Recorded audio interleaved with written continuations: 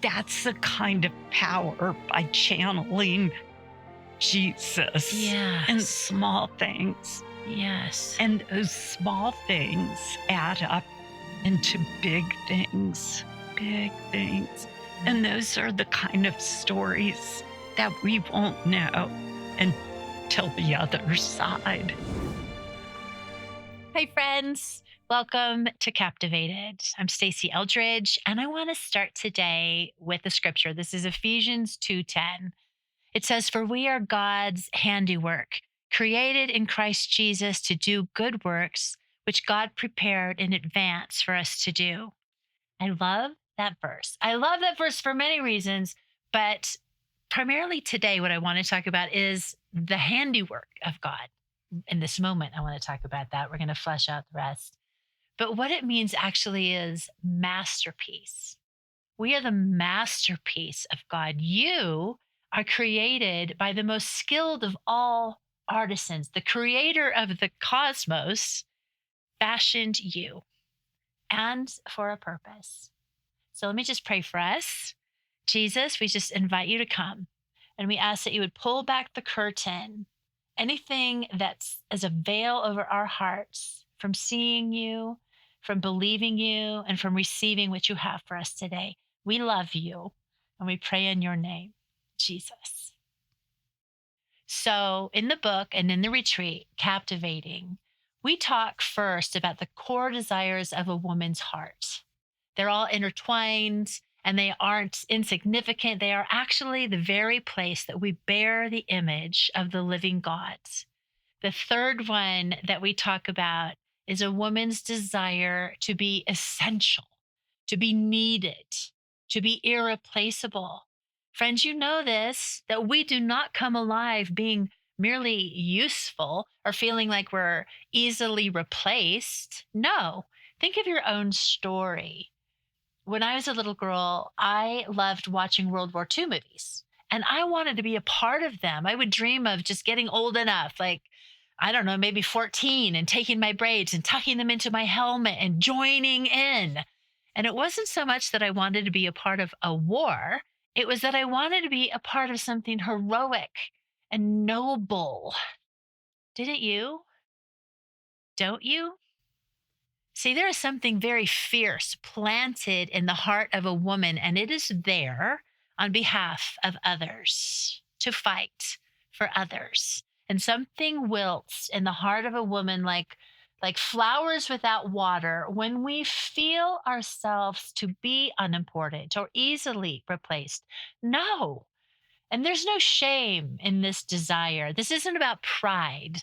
This is about the role you are meant to play.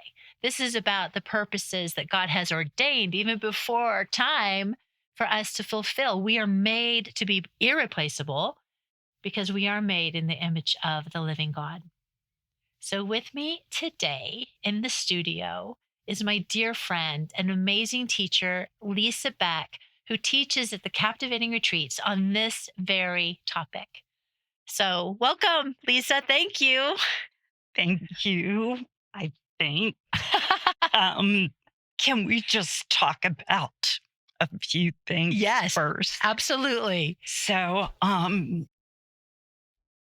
now we film podcasts. That's right. Here we are. It's like, you know, that joke. I have a face for radio. And it's like, I forgot to wear earrings. Oh, there you go. And, oh, no. Do I have anything in my teeth? You do not. Okay. You're all good. So we're filming, and that adds a whole nother layer. It sure does. It does. It does. And I kind of get it. Yeah. Because you like to see the face behind the voice. Yeah. But it also added a layer of prep. Yes, this prep morning. And pressure too. It's very hard to. You just forget the cameras. Let's just talk, but it's hard to do. Yeah, it's hard to do because now, which one do we look at? I'm serious. We don't look at any of them. Oh, okay. Yeah. We don't. No. We just talk. We're just going to talk. I can do if you that. feel like it, you can speak directly to this. Yeah. Okay. So that's one thing. And then our history. Yes. Yes. We have a long history, Stacey. Our boys were like how old? They were in the kindergarten. Yeah. When we were driving carpool and becoming friends. And they're in their 30s now. Right. Yes. So we have a history, but our history with podcast, not so good. Kind of messy. Yeah. Friends, I'm not a good podcaster. I don't know what happens, but I don't know. Maybe if you were all crowded into this room, yes, I could do it. But there's something about a podcast, just even though you're here, and I know you, I don't know. So the last couple have ended up on the proverbial cutting room floor. And I was so grateful that you were willing to just ditch them. Probably saved a lot of people a lot of grief in listening, but thank you. And then okay, that was two things. Yes, third thing. That was two things. Third thing is my voice. So just want to give a heads up that I'm dealing with a vocal tremor.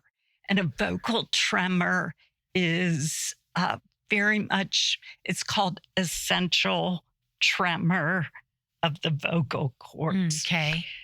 And they just vibrate or clench when they're not supposed to. But I have a lot of people who worry that I'm sick or something else is going on. Yeah. And I'm not, but it's incredibly unfortunate to be in any kind of public speaking and have a vocal tremor. Yeah, that's pretty rough. Yeah. So, but it plays into a lot of what we're talking about. It does today. Yes, it really does. So let's bravo you. Bravo you. This is you're brave and courageous. And I'm glad you mentioned this does tie in to it does. Yeah.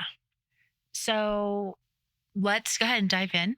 Let's talk about the irreplaceable role. Lisa, is it true? Are we meant to have one? Is it a core desire of a woman's heart?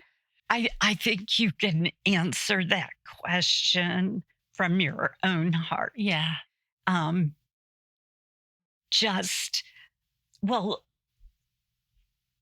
That's good. No, it's good. See, here I go, failing at You are podcast. not failing. You're not failing. Well, yes, it's absolutely true. And I think about it in terms of like, we want to matter. Yeah. We want to make a difference. We want to, well, look at what's going on in culture right now with influencers. Oh, yeah. People want to matter. They want something to offer. I'm not saying that all the influencers have good things to offer, but we want to make a difference, not only in our lives, but especially in the lives of others. Yes. Yeah. It's so true. It's true. When you feel like you're not, I think that's one of the hard things, especially at certain stages in our lives where we are derailed, or it feels like we're derailed, but God is up to something always. But so much of our lives are hidden, and it can be easy to think, oh, I don't have an irreplaceable don't have role. something. And I think it gets derailed from ground zero. You know,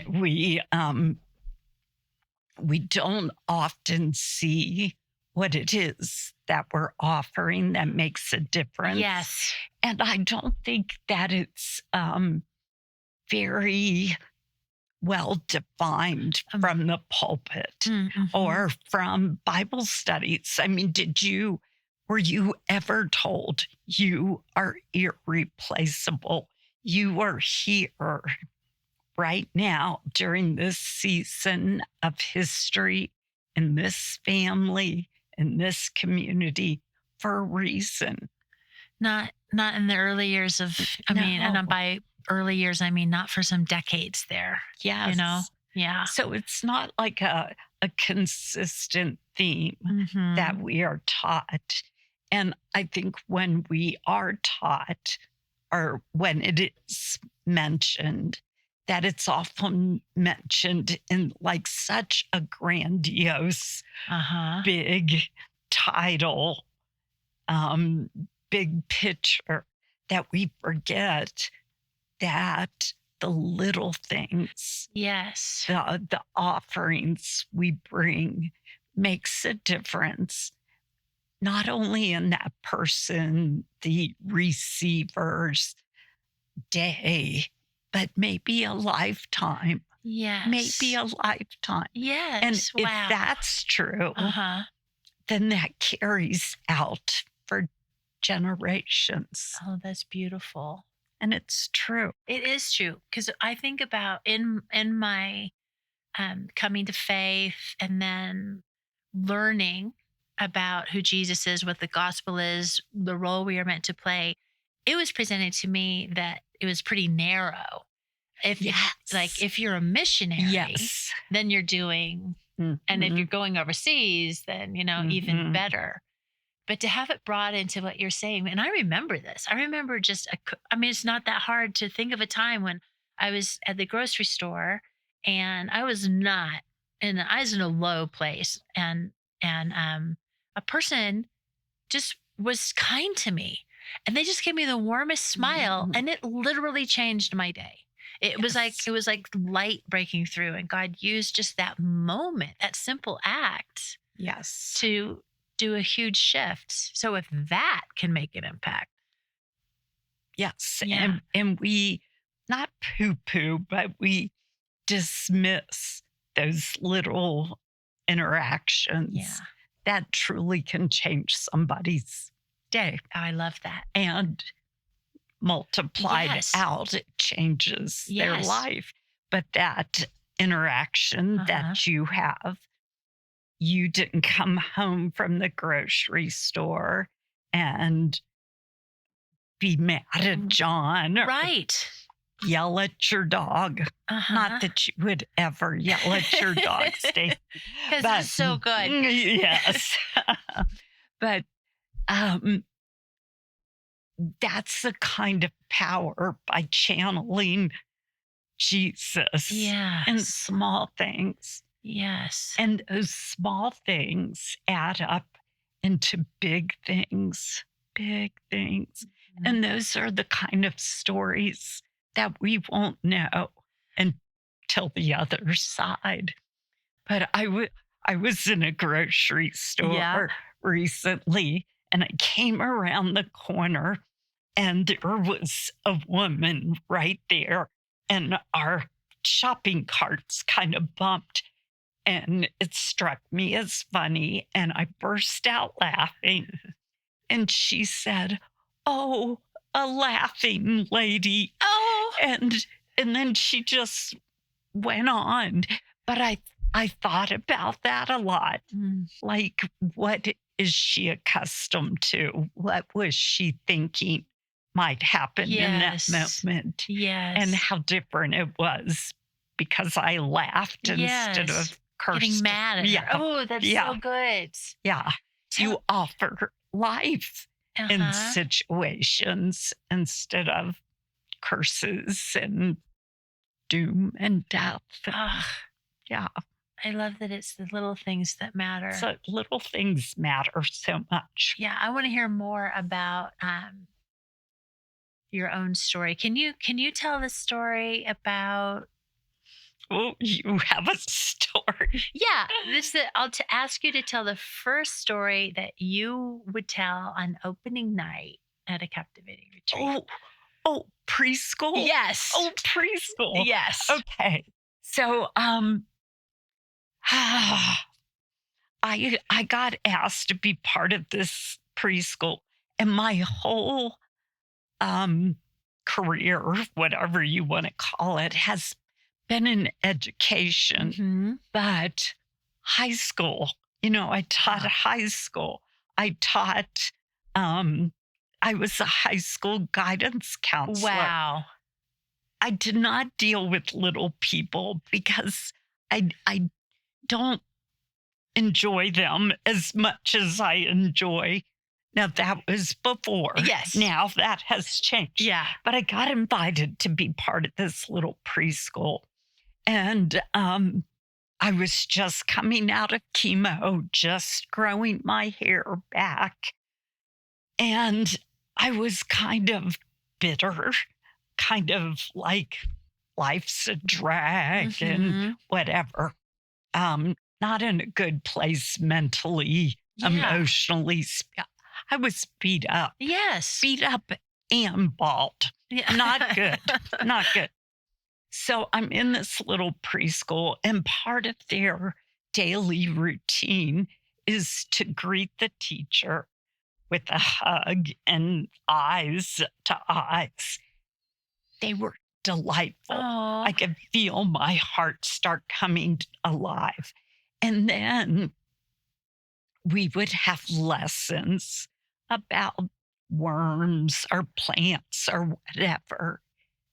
They loved it. They loved everything. There was wonder and joy and delight in everything. The stars, everything.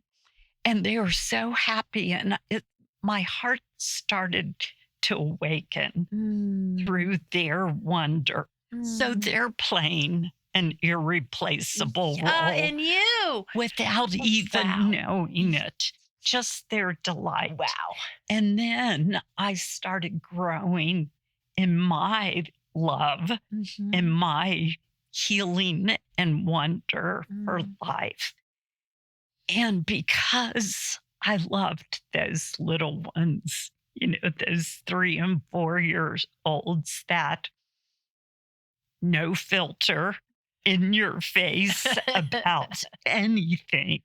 They are so funny. I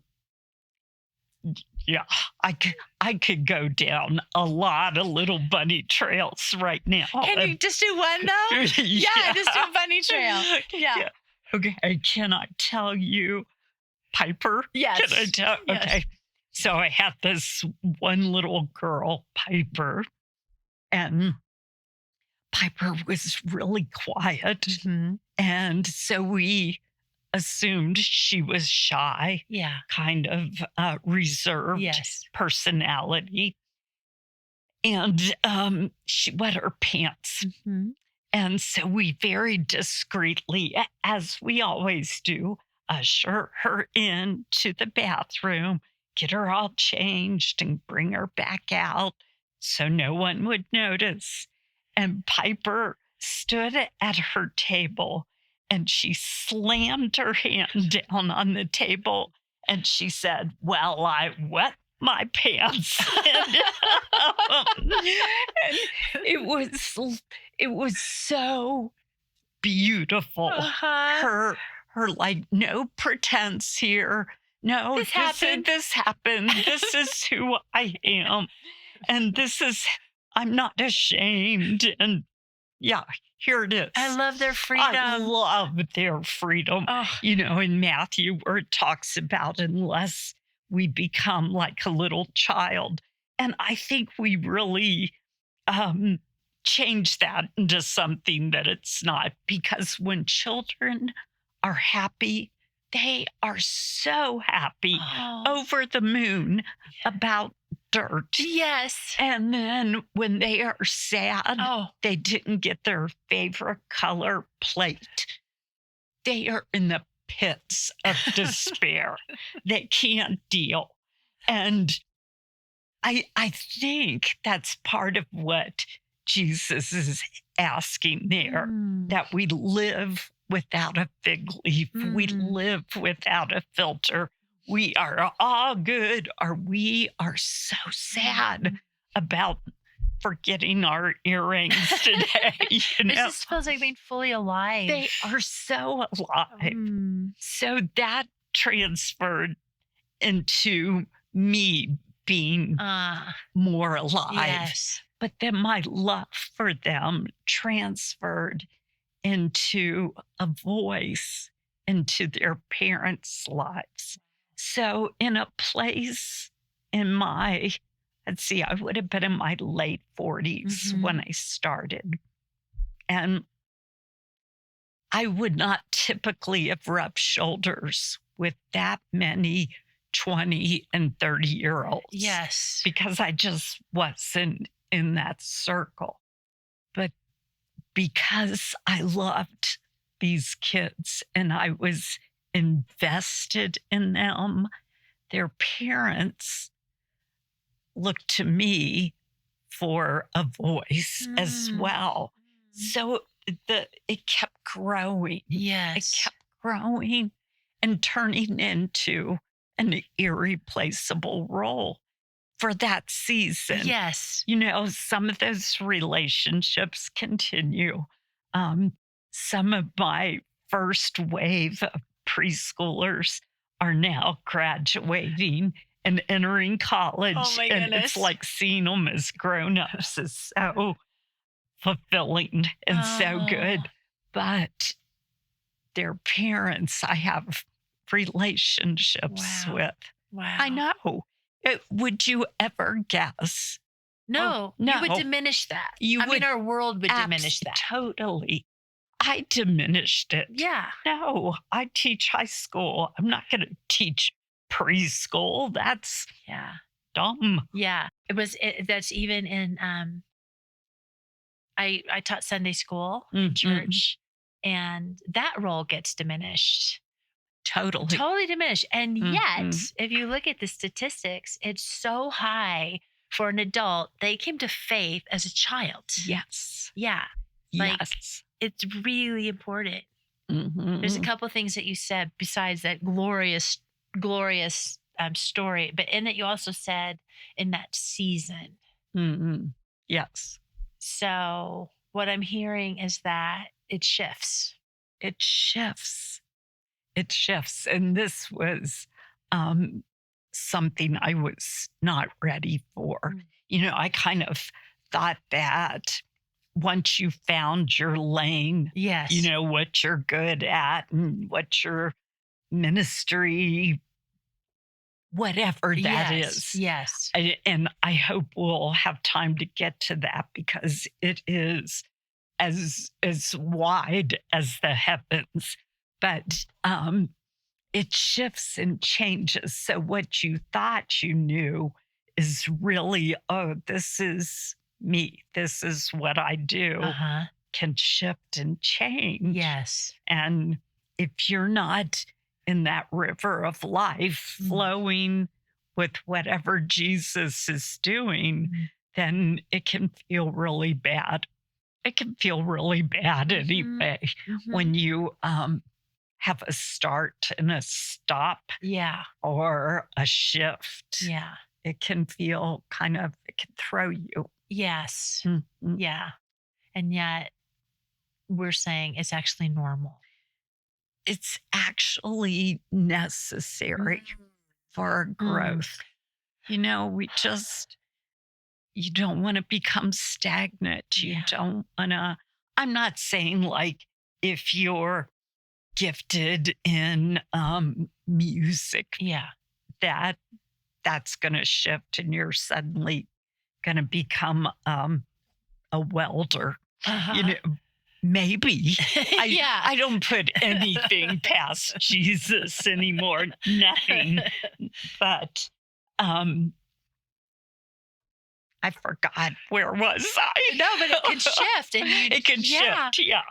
It can shift and change. And it's that constant communication, that constant, what are you doing? Like with my voice now. Okay, so I've been doing captivatings with you for a while. Yes. And suddenly or gradually this voice thing creeps in.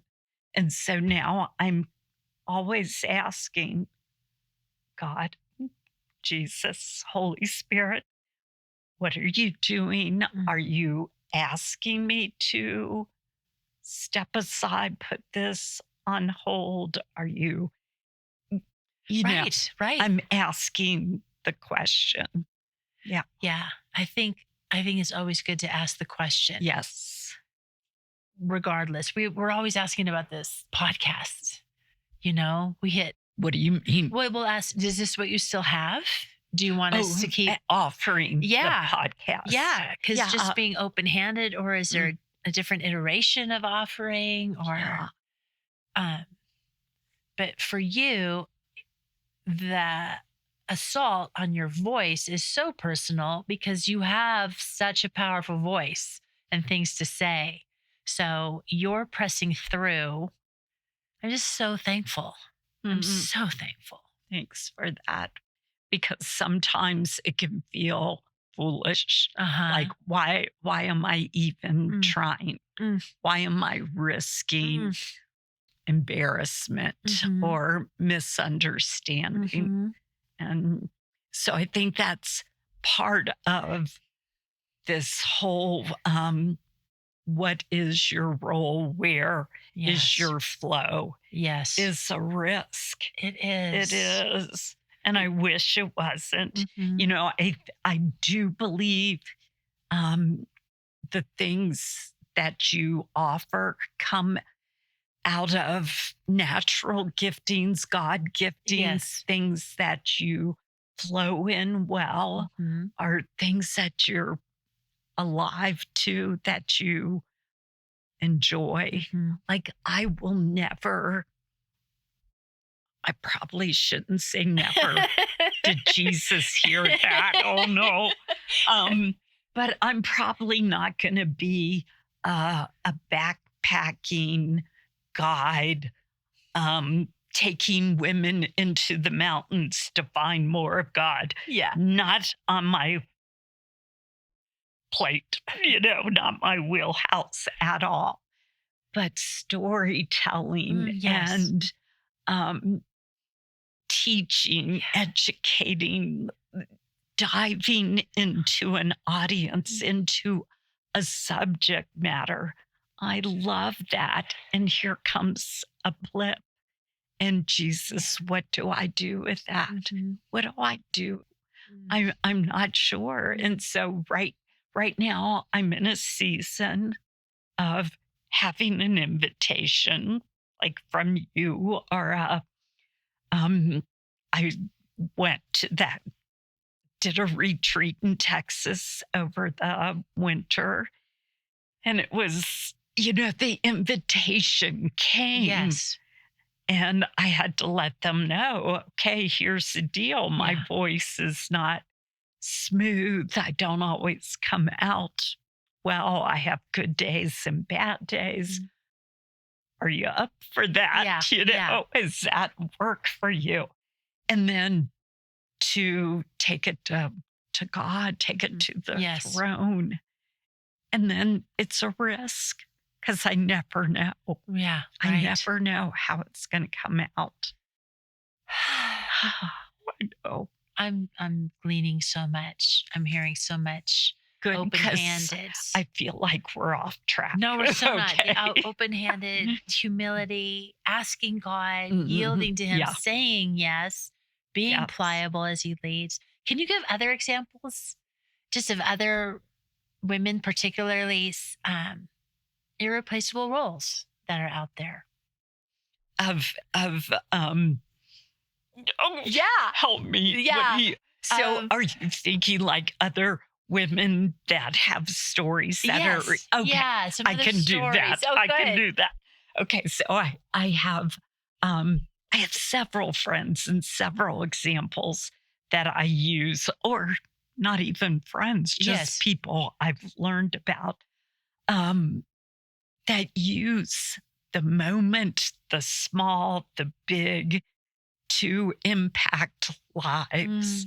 And one of my friends, Renee, she lives here in the Springs, And she paints fingernails of ladies in a retirement home setting, nursing home, whatever you call them. And she paints their fingernails. And while she's painting them, she talks to them and she tells them that they are seen and they are loved and that God has a plan and a place for them and that He's preparing a place for them. She just loves on them physically, emotionally, spiritually. It's a beautiful thing that she does. It's incredible. She's just speaking to them in a language that is saying you matter. I mean, this matters. This matters. Yeah. And holding their hand, touching them and seeing them and it sounds like if she knew I was talking about this, she'd be like, oh, it's nothing. I'm not doing anything. She is changing eternity. Wow. She is changing eternity, Stacey. Yes. Because she is opening doors into not where they are stuck now, but what waits for them. That's what we all want to do. Yeah. That's what we all want to do. Yeah. Usher people into the reality of the kingdom, of what they'll have, of what they can bring now. It's good. It's good. Beyond good. Yeah. And when you again, in the world, that would not be listed as, oh no. Yeah. A big deal. Right. A life-changing, generational, changing, eternal thing. No, it would not be seen. So sometimes we think that you only have an irreplaceable role if you have a huge platform. Right. And some do have a huge platform, but not very many. Not very many. But we all have our avenues of influence. We all have a domain that we live in. Yes. And being able to move and partner with God as He would lead in that, and to have the eyes to see it. Yes. Because, Lisa, what if you feel like more like a mess than a partner with God to bring His kingdom? Like, how would you speak to a woman who goes, not only do I not have one, but it's not possible for me to have one? Yes. Because we've all been there. Okay, how long is this podcast? Well, right, 32. Yeah, that's right. How are you?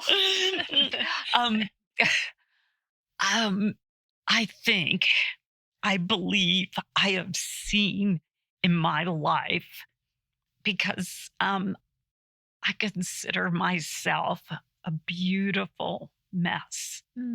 Something that I've learned to quit fighting, and that I'm not organizationally gifted.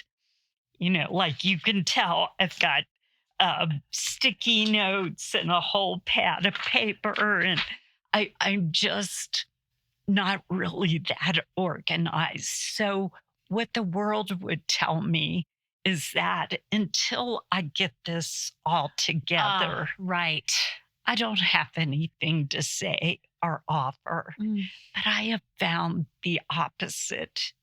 The opposite is true, is that my mess, whatever I bring and what I offer, in spite of a shaky voice and notes all over the place, God uses. He uses it. Yes. And it's disarming. So, I need to think of a good example, but I learned from having a special needs child who was obviously special needs. You could tell by looking at her that there was something different. that it gave me an automatic open door to offer certain things. Yes. Or to be no, I'm not explaining No, you're this doing well. good. It's good. Yes, I'm totally getting it. Yes. Yeah. I was like, oh, why isn't, see, a prime example. Why is this not more concise? I'm trying. I think of Bible stories. So there they are on the, the Sermon on the Mount. Oh, There yes. they are in the There Mount. they are. And people are hungry. Oh no, we didn't plan for people to get hungry and to stay this long. So what looked like maybe disorganization in the event Oh, right. turned into a story that we as believers take and hold on to and glean from centuries later. Yes. What the woman with the issue of blood, Yes. a mess, right? Yes. What a mess. Yeah. And called openly, you are a mess. Right. Stay away. Mm-hmm. I love that story. Yes. She risked. Mm-hmm. That story lives on. Yes. My some of my biggest messes have God, because I invited him into it. Jesus, can you use this? Jesus, what is your answer? What is the path through this? Yes. What can you take and make the enemy so sorry he messed with us? Yes.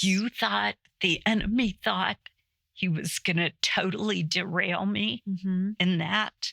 Oh no, no, what are you going to do with it? And I love that he is a wild, creative solution person, that he weaves together things that I would have never thought of that. That's brilliant, Jesus. Let's do that. Let's take a failure of my life and turn it into a glorious story about you, Jesus. That's what he does. I know. Our lives are messy. Our lives are so messy, especially, I think, during those young child rearing. Those are rough. Those are rough. You call them the wiping stages. I love that. My daughter-in-law just recently asked me, Mom, what do you think is the most difficult stage of life? And I said to her, the one you're in. But actually, you know what I would say? I would say the one you're in. The one you're in. Right. We're not alone in this. This beautiful and broken. And there's something that whole thing about maybe you only have what you feel like you're operating at 10%.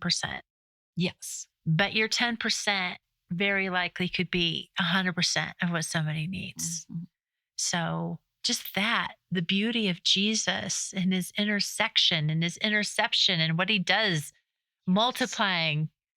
Multiplying. Yes. I was thinking on the way over here, Acer Connecto, and its literal translation being lifesaver. Yes. And how we use that word with each other.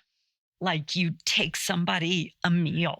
Yes. So you had extra soup and you bestow it on someone who just needs it or is sick or whatever. And they will often say, thank you. You're a lifesaver. Oh, that's right.